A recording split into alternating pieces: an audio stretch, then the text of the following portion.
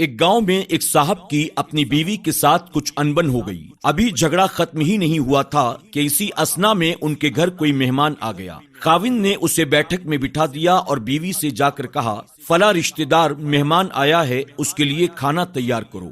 بیوی غصے میں تھی، اس نے کہا، نہ تمہارے لیے کھانا ہے اور نہ تمہارے مہمان کے لیے۔ وہ بڑا پریشان ہوا کہ لڑائی تو ہماری اپنی ہے، اگر رشتہ دار کو پتہ چل گیا تو خامخواہ کی باتیں ہوں گی، لہٰذا خاموشی سے آ کر مہمان کے پاس بیٹھ گیا۔ اتنے میں اسے خیال آیا کہ چلو بیوی اگر روٹی نہیں پکاتی تو سامنے والے ہمارے ہمسائے بہت اچھے ہیں، خاندان کی بات ہے، میں انہیں ایک مہمان کا کھانا بنانے کے لیے کہہ دیتا ہوں۔ چنانچہ وہ ان کے پاس گیا اور کہنے لگا، میری بیوی کی طبیعت تھوڑی خراب ہے، لہٰذا آپ ہمارے مہمان کے لیے تھوڑا سا کھانا بنا دیں۔ انہوں نے کہا، بہت اچھا، آپ جتنے آدمیوں کا کہیں ہم کھانا بنا دیتے ہیں۔ وہ مطمئن ہو کر مہمان کے پاس آ کر بیٹھ گیا کہ مہمان کو کم سے کم کھانا تو مل ہی جائے گا اور عزت بھی رہ جائے گی۔ تھوڑی دیر کے بعد مہمان نے کہا، ذرا ٹھنڈا پانی لے آئیے۔ وہ اٹھا اور گھڑے کا ٹھنڈا پانی لینے کے لیے اندر کمرے میں گیا تو اندر دیکھتا ہے کہ بیوی صاحبہ زارو قطار رو رہی ہیں۔ وہ بندہ بڑا حیران ہوا کہ یہ شیرنی اور اس کے آنسو، کہنے لگا،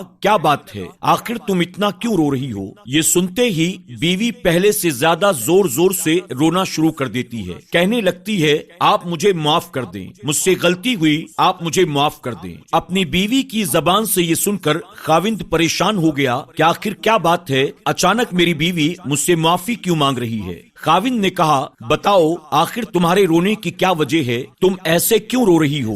بیوی نے کہا، پہلے آپ مجھے معاف کر دیں، پھر میں آپ کو ساری بات بتاتی ہوں۔ خیر، اس نے کہہ دیا، جو لڑائی جھگڑا ہمارے درمیان ہوا تھا میں اسے دل سے نکالتا ہوں اور تمہیں معاف کرتا ہوں، اب بتاؤ رونے کی وجہ کیا ہے؟ بیوی روتے ہوئے کہنے لگی، جب آپ نے آ کر مہمان کے بارے میں بتایا اور میں نے کہہ دیا نہ تمہارے لیے کچھ پکے گا اور نہ کچھ تمہارے مہمان کے لیے، چلو چھٹی کرو، تو آپ چپ چاپ چلے گئے، مگر میں نے دل میں یہ سوچا کہ لڑائی تو میری اور آپ کی ہے اور ہمارے گھر آیا مہمان ہمارا رشتہ دار ہے، ہمیں اس کے سامنے اپنی لڑائی جھگڑے کا راز نہیں کھولنا چاہیے۔ چنانچہ میں اٹھی کہ کھانا بنا لیتی ہوں۔ جب میں باورچی خانے میں گئی تو میں نے دیکھا کہ جس بوری میں ہمارا آٹا رکھا ہوتا ہے، ایک سفید ریش آدمی اس بوری سے آٹا نکال رہا تھا۔ میں یہ منظر دیکھ کر سہم گئی۔ وہ شخص مجھ سے کہنے لگا، اے خاتون، پریشان نہ ہو، یہ تمہارے گھر آئے مہمان کے حصے کا آٹا ہے جو تمہارے گھر کے آٹے میں شامل کر دیا گیا تھا۔ اب چنانچہ